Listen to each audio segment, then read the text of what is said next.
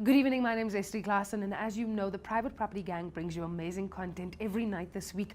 We start off with Zamantungwa Kumalo every Monday to Friday at 7 p.m. with the Private Property Podcast. And of course, Mbali comes to your screens every Tuesday and Thursday at 8 p.m. with the Farming Podcast. And last but not least, it's Chad every Monday and Friday at 8 p.m. He goes around Mzansi and travels amazing mansions and amazing apartments. But also stay tuned to Chad's show because we're going to travel the rest of South Africa very soon. And this is something you do not want to miss. And this evening, I am sitting with an absolutely amazing financial advisor when it comes to property, as well as writer, author, Gavin Mkabele. Good evening, Gavin. How are you? Good evening, Estee. Thank you so much for having me. I'm Thank good. You. That's good. Thank you for being here. Yes, and I love the story and the conversations that we always bring to this platform. It's just a pity that we have most of the deep chats off camera. Yeah. But tonight is going to be a little bit different, and I'd like to bring that to the screens of our people. And we talk about money management, right? And you know, you within the financing field of managing property and managing your money when it comes to making these big investments. Yeah. And you obviously couldn't, all your life, money management was not what you could handle and what you could do well. So on that note, I want to talk a little bit about, and I hate starting the show with the downfalls, but you said you came to a point in your life where you lost everything. Yeah. Tell us a little bit about that journey. Yeah. So I think going back, so I was working for one of the major banks. So I started off in home loans, funny enough. So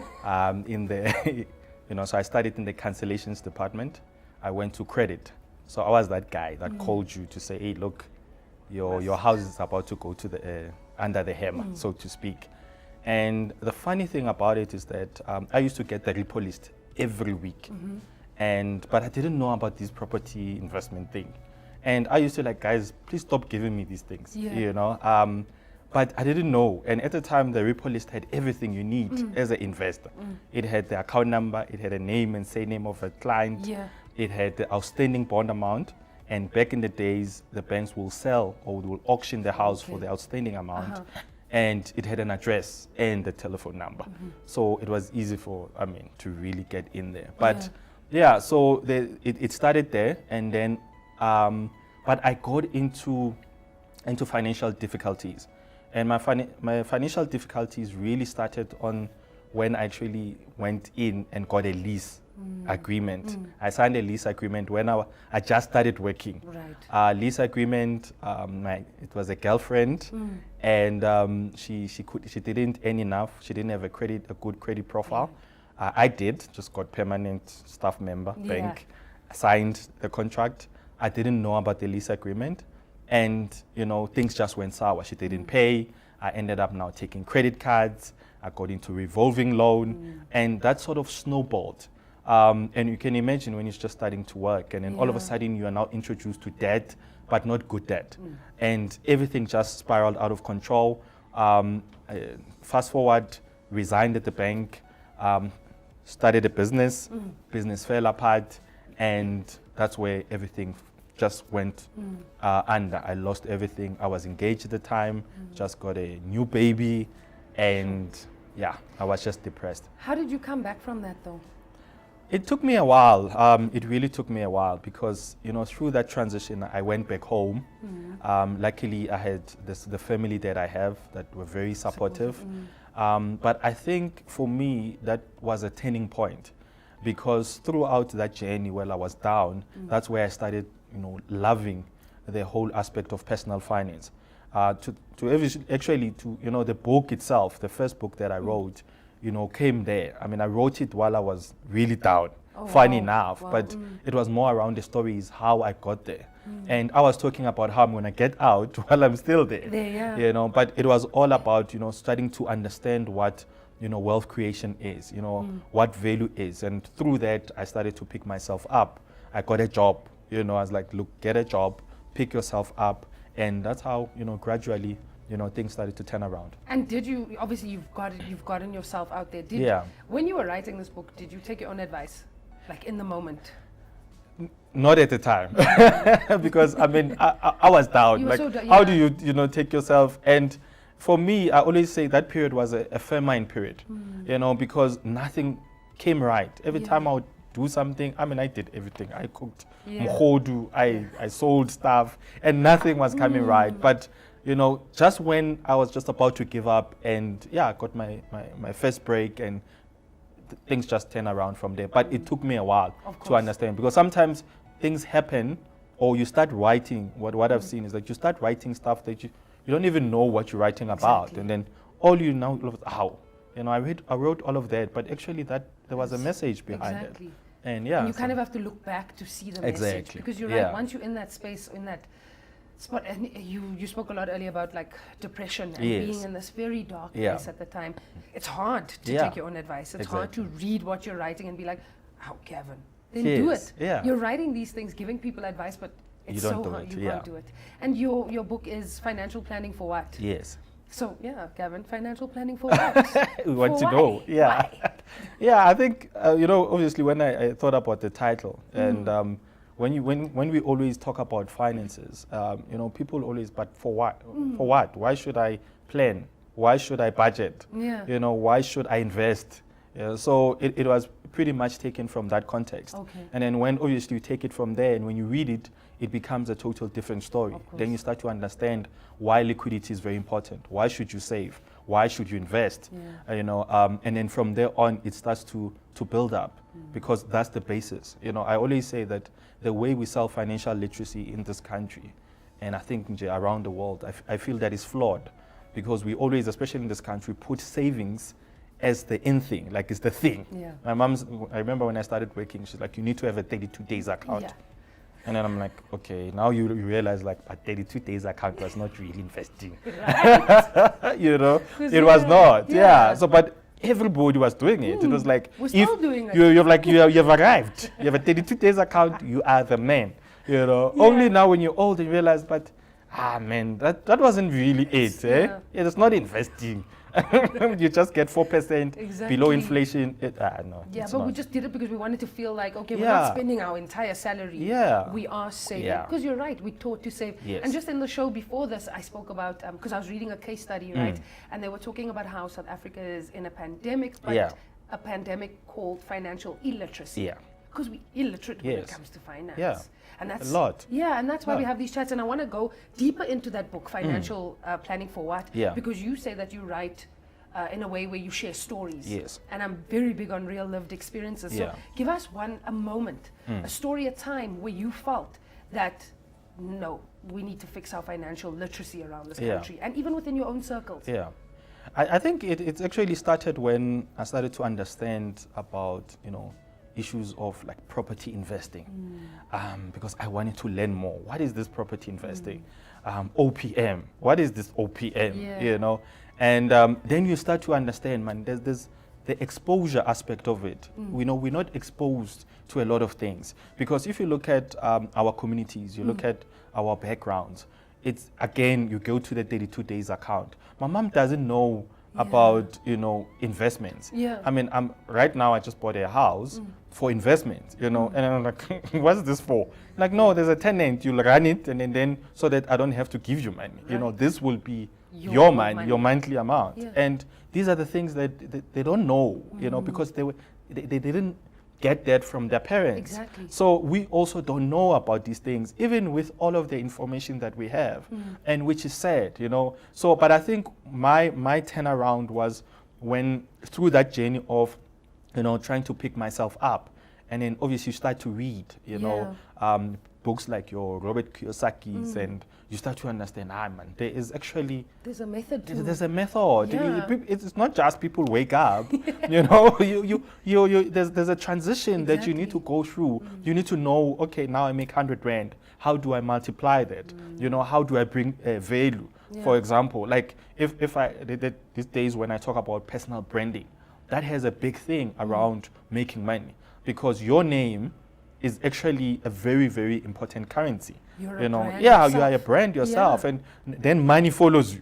And a lot of the 100%. times we follow the money. Yeah. You know, where the money must follow your name. You know, and then Exactly. you just sit there and like people And like, what you we'll pay do. for you to talk. How? You get what I'm saying? And it just comes, but we don't know that because where we come from, Has- it was not taught. Exactly. And I think that is why we're making these shows, so that people are fully aware of, look, you know, you need to there's a language. Exactly. Yeah, to everything. There's a methodology Yeah. to that. To the madness that you're going Exactly. through. Yeah. Now, you said your first book you wrote when you were really down. Yeah.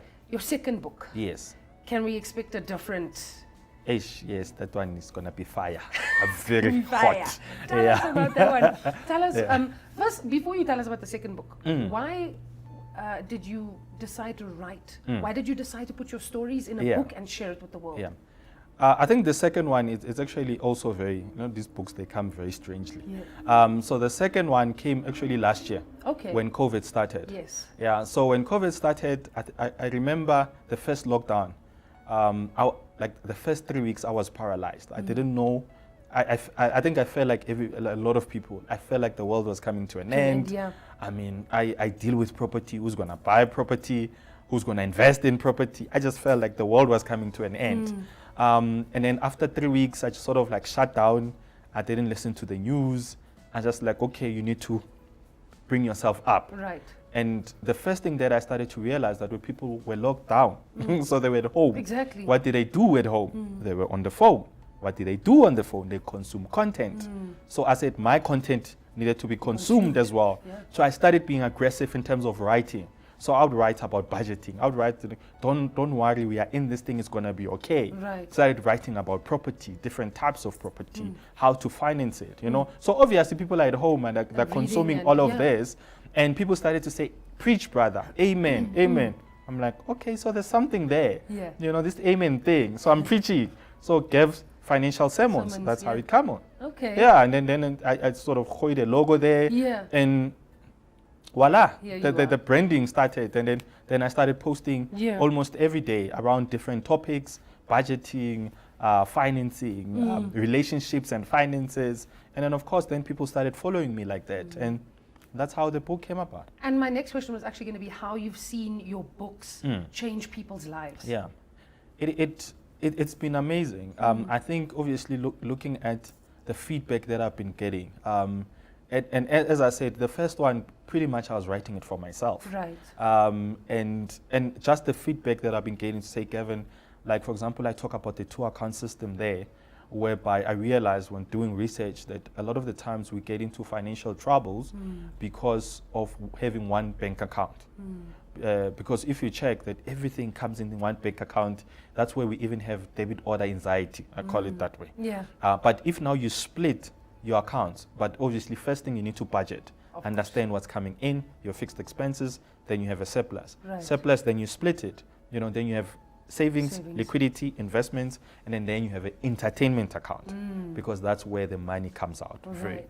So entertainment account, then you have a budget every month to say I'll spend 2,000. This is my me money, but you then take it out, put it in a different account. Right. And that's why you get accountability because every time I swipe, I know that I'm left with 1,000.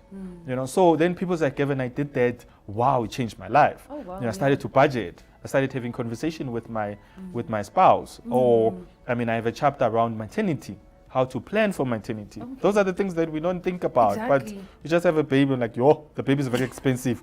But you could There have you planned, and all of these things. So yeah, it really has changed. And then of course, the blogging aspect has also been, the Yeah. positive feedback. Yeah. And I also did like the financial fast that we did, Jan, which was like amazing. People were like, Gavin, things have changed for me. A And financial fast. yeah. What? Tell us more about that. I want to fast financially. Yeah, man. So I thought about this thing, like, we talked about, people talk about fasting, Yeah. more on a religious aspect. And I'm like, but why don't we also put a spanner into it and now be more concentrating on finances? So Right. for a week we did that, and there was different prayer points Okay. or focal points every day. So we spoke about, profiles, like credit profile. There was a day we dealt with credit profiles. I asked the guys, go and check your credit profile. Yeah. See what's happening there. Because a lot of the times we are so scared to look at it. Yeah. So a lot of people's like, Gavin, my score, it's actually not bad. Yeah. I can actually buy property. It's like, Right. yeah. And others, we talked about giving, financial giving. Because those things we also don't realize how important they are. As much as we receive, we need to give. So there was a lot of things that we did there. And I love how you linked it to the religious aspect of it. Yeah. Because, and that I guess it helps us to some extent because worldly things is what we're living with. This is what we need to deal with right Exactly. now. But if you link it to a spiritual level, Yes. which most of us kind of resonate Yes. with, it helps us a little bit. Exactly. Makes the road easier. Yeah. You talk about your second book we just spoke about, you know, and you said it's going to be fire. So we're Yes. waiting for that. We're waiting for this Pressure. fire, the pressure. Yeah. What's different? You said the first one was mainly for you. Yeah. The second one, Yeah. what is different about the two books? Yeah. So I think the first one was more introducing things. Yeah. You know, I introduced the budget. Yes, there was, you know, obviously things that I proposed people could do that could change their finances, like property investing. At the time, it was, I didn't really know the in-depth aspect of it. Yeah. But I knew there was something there, you know, so it was introducing that. Okay. So this is more in-depth. So we talk about what is the cash flow driven property, what's a capital appreciation driven property, what, the location, I talk about the psychology of an area. And introducing terms that we know. Yes, we don't know, like compound interest, you know, OPM. What is it? A lot of people, they hear OPM. What exactly is it? Yeah. You know, when you talk about stock sales, crowdfunding, what are the things we're talking about? I mean, today I was writing about black tax. Yeah. You know, and the first book, it was more in, you know, highlighting more around what people should do. Now it's more of a generational wealth kind of setup. You know, and how also do you bring that? solutions. You Yeah, have solutions in about it. it. Yeah. How do we now make it more progressive than before? Yeah. You said you were talking about black tax. Yeah. What about black tax? Yeah, Very that one is sensitive. very controversial. You know what I mean? You know what I mean? So look, I mean, you know, black tax on itself, I think because a lot of people are advocating that we shouldn't talk about black tax, the word itself, it should be banned. Yeah. I don't really believe that, Okay. because I believe there's two sides to black tax, and which is great because it highlights a lot of things. Because there's somebody that, you know, grew up very well. For example, the father was there, Right. and they don't have the pressures of now, I'm working, the money must go home, right? And they don't understand it. But there is somebody who's sitting today and says, Gavin, look, yes, I understand my mom took me to school, Yeah, care and of then me I and- started working, but now I now have to give back. But now that thing can turn into a burden, because now all of a sudden I'm over indebted. Exactly. You know, I can't do anything. There's a lot of people that I've spoken to, they are depressed because they can't do anything with their money. I have my mother, I have my siblings, and it's just too much. But I understand that it's my duty. But I have to. did it have to happen to me? You know? Yeah. So, and we need to talk about it. But now to say, how do we fix it? For example, I had a client that way back when I actually, you know, started around financial planning, because I was a financial planner once in my life. Yeah.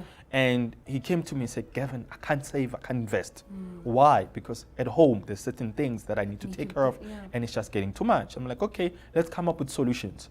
What can you do? What's happening at home that you can actually provide? What service can you provide? He said, yeah, but I come from Limpopo. It's very hot. I'm like, yeah. And there's always shortage around ice.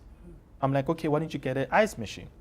And he's like, okay, so we worked around it. He got an ice machine. Right. The ice machine gave birth to another ice machine, to a point that they actually started distributing Oh, wow. to filling stations and all of Right. that. Like today, it's a full-fledged business. Yeah. Even quit work and they're running the business full-time. Oh, wow. So there's certain things that we can do there. I'm not saying that it's a one-fit approach. Yeah. You know, obviously there are siblings that won't want to do anything, no matter what you can do. But there's some that we just start to educate them to say, look, but you sitting here every day, mommy, you know, I mean, we are in the main road. Why don't we sell something? Yeah. You know, while you're chilling there, don't know what to do, you could be selling something. Right. And then that could be able to help us. And again, a lot of the times it's a pressure, especially when we're professionals. You come there with the Audi A4, but they don't know that actually you are in trouble. Yeah. You know, but Driving my this child way. is a doctor. Yeah. So Yeah. I want a double story. You see, it's a problem. Yeah. So, but now we need to be able to, we need to sit them down. It's like, mommy, this is what Why I'm having. yeah. This is my income. This is my expenses. You see, it's a problem. So work with me. I'm not saying I don't want to, provide for you guys, but you need to work with me. yeah. What can we do? My siblings, you guys are not working. How can we upskill you guys? You know, maybe let's put rooms, and then we can be able to rent them out. Yeah. You know, maybe let's get a taxi and put it on the line, then we can be able to get money. Yeah. You know, we start having different But discussions there's like also that. that fear of talking to our parents, talking That's to the the elders problem. about Yeah. money. Yeah. Because then, and you're right, it's overwhelming. Yes. It's sometimes a little bit scary because what happens is the expectation grows Exactly. from you, you know, Yes. the child that now has to give back. Yeah. So it's about opening the conversation, you know, watching, Yeah. listening to people like us, Yeah. having these conversations and opening the platform to talk about this at the dinner Yes. table. Yeah, I mean, to also give you some perspective, there's a couple of families that have said, Kevin, you know, you talk about these things. Can't you come and let's have a discussion? And then I've done that. Yeah. When we come, they're having like a cheap kitchen party. Like, do a kitchen party. Yeah. And then I come, and then we have a discussions. And they've been very well because people are like, how? There's actually, we can talk about these things. I'm like, yeah. People we can are- talk about property. We can talk about investing. We can talk about a lot of things, management of. And then I come with my board that I write, and then they start to see. And it's been amazing. That solutions are Yeah. there. We just need to sit down Yeah. and have these chats, you know, not Exactly. be afraid to Yeah. have them. Did Gavin have black tax, and how did Gavin deal with the black Gavin tax? still have black tax. Yeah, no, Gavin, we still have the black tax. How are you dealing with it? And of course, properties. So I mean, I mentioned now is that I decided, you know what, let me get properties Yeah. for my mom, my dad, and through that they can be able to live off. Because I also, you know, probably I'll get married. We don't know, and I don't want, you know, like, they must take care of themselves. Yeah. So, but I think I started to think differently in the aspect of, you know, it's one thing to just give them every month, but I think if now we can create those assets that can be able to provide for them, and it will help them at the end of the day. And remember it as well. I mean, it's not as if it's just going in vain, Right. because that it's still your asset. Exactly. That if maybe they pass on, you know, it will still be in the family for the kids and all of that stuff. So I think now I started to think differently, even from a business aspect. Right. I mean, like now with the launch, we are having a financial revival weekend for the couples. And within that, I sort of also included family. Right. Like my kids are going to be providing flowers because they're starting a business for flowers. Oh, nice. And then there'll be service providers, you know. So Yeah. I'm starting now to, like, let's have proper discussions. Well, let's Right. start businesses. Let's help each other. Yeah. Let's, you know, within the family itself. Yeah, so that we can be able to empower ourselves. You spoke about knowing your why. What is Gavin's why? Why are you doing what you're doing? We cannot, in day and age, our children, my child or my children is still going to suffer the way I suffered. It can't happen, you know. So whatever that I can do, the contribution that I can make, I'll make. You know, I also want to leave something, a piece of me. And that is why I think with the bow on the cover for this book represents that gift to the world, to say, look, it's my contribution, however small it is, Yeah. but to humanity, to say, guys, let us change, you know, let us do better. And it's exposure. I always talk about exposure. We can have Google, but, you know, exposure is something that you experience. Exactly. You know, if you look at the Indian community, you know, the kids grow up knowing that they must go and work at the shop. Yeah. They understand how to, you know, take money, how to Yeah. reconcile, how to do stop taking. I don't care if you study MBA. That experience is much more heavier than the 100%, MBA, 100%. you know, because you are physically seeing what's happening and you And understand physically how it's doing going. it every Exactly. day, You yeah. know, so that is why it's generational. And there's an amazing, you know, two stories that I write about in the book, but obviously people must buy the book. And so I'm gonna share just them with- two families and how the story turned out differently. Really, yeah. And yeah, but it's all about what happened. And you'll see how much exposure, how important exposure Exposure is is. to everything. So there you guys heard it. You have to Yeah. buy the book in order to read those stories. And I think that's also key, is that a lot Yes. of us need to keep reading. Before we wrap it up, again, still about your book, you talk about ups and downs Yes. that you've gone through. Yeah. I don't want to know about the downs. We don't want to know about that. We know that it's happened and you've shared Yes. a story that changed your life. I mean, Yeah. you got into a point where you were in so much debt and you were still able to bring yourself Yeah. up from that. Yeah. What is your biggest achievement thus far? I think it has to be, you know, there's a lot of stuff, you know, material, but I think this purchase that I just did now for my mother, And by the way, she doesn't know, so it's a surprise. Mom? It's a surprise, so we, hopefully it will be registered Right. in the next 2 weeks, and then we're gonna do the surprise party thing. Nice. And for me, I think it's really to say thank you, she was there, she was always there for me. And even when I had to go back home, people didn't even know that I was down, because she would like, oh, let's go and buy you a top, let's go and buy you, this. So it's really giving back to her and say thank you. And I can imagine that day when we actually, give her the keys and say, this is for Yours you. So amazing. so I think that's the biggest.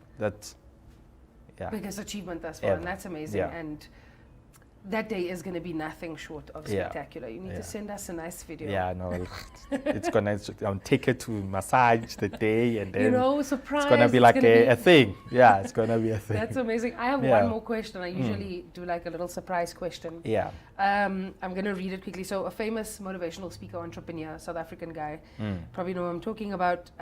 There's a question, he's got a list of top 10 questions that he's really afraid that people might ask him. Yeah. And I took one of those questions, and Yeah. I'd like to ask you, right? Yeah. Okay. What if the best decision to make is a decision that goes against something you'd ever do? What do you do in that situation? I think it has happened a couple of times. Oh, yeah? I think, like for example, if I go back to the book. So when I started, you can hear Gav's financial sermon. So it has that religious thing. Yes. And I've always been against branding myself in a religious kind of prospect, really? because I always felt that I'll then leave people out. Then some people like Muslims Sure. wouldn't relate to me. Resonate, yeah. But unfortunately, this thing was in me. Then I had to do it, and I was like, I'm doing this thing. But I saw even my clients who like Muslims, like Gavin, I follow you all the time. I'm loving what you're doing. And I'm like, oh, seriously? Yeah. I felt that you'll be out, Yeah. So I think at times we overthink a lot of things, and at times you just need to go for it. Exactly. And as long as it's within your heart, as long as it's something that is progressive, something that is uplifting, and remember that we come from different backgrounds, So it doesn't mean if I say God, then you must feel out of it. Of As long course. as the message resonates with you, it resonates with you. Yeah. I'm not a Muslim, but I follow people that are within that space, Exactly. and I'm loving it. So we shouldn't box ourselves, and I think that's a problem. And that is why this world is getting divided every day, because we always box, I'm this.